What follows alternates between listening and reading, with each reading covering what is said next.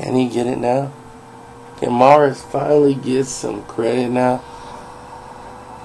I mean, the way he won this fight was not an easy thing to do inside of a ring that was 24 by 24. That was a big ring.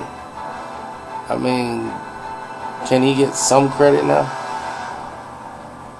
I mean, this guy is fighting the best fighters, and I mean the best, in the row in this division.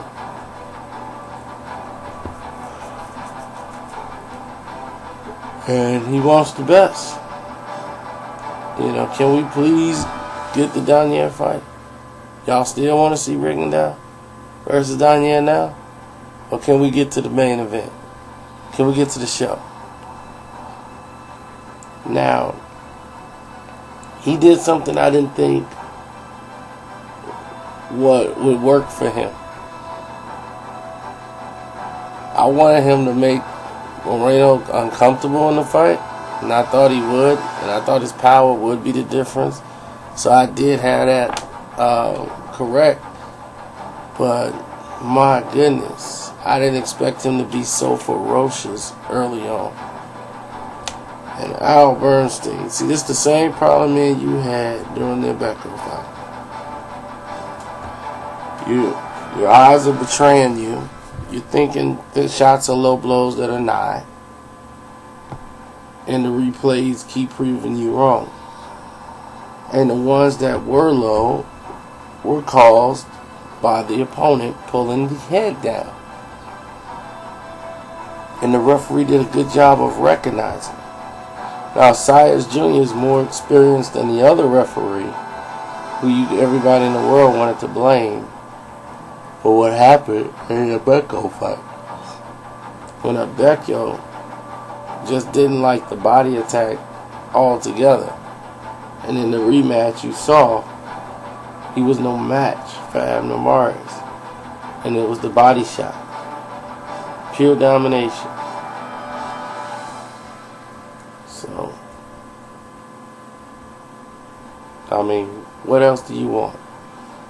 I mean, Moreno was so skilled in this fight because later on he got stronger. He hit Morris coming in wild with a body shot in the 6th round that kind of froze him, and he got some shots off.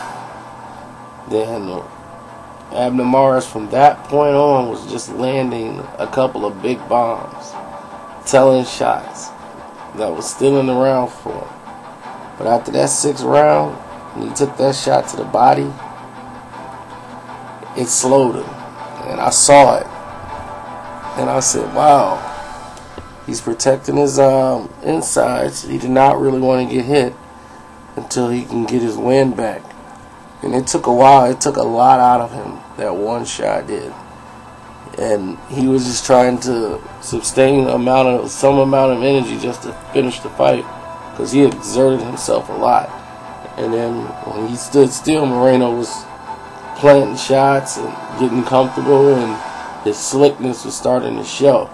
His style started taking over the fight, and he started landing some good shots, some 3-punch combinations. And this is a guy that's moving up in weight. You know, at his weight class, somebody else would have been dropped. So Moreno is a lot more offensive, you know, later on in the fight than I expected. You know, and he still had his wits about him. His reflexes were still there, even though he was hurt a couple of times in this fight and even dropped. But it's time for Morris, man, and Donaire to fight. This is the fight I want. I mean, the Rigondeaux fight can come later, which it should be, and the public should have been asking for this fight. That's what I feel. And how in the world people put Rigondeaux ahead of Morris as far as fighting Donaire is out of their minds. Abner Morris is a top 5 pound for pound fighter, and I put him there before this fight took place because of the opposition he's fighting, and he keeps winning.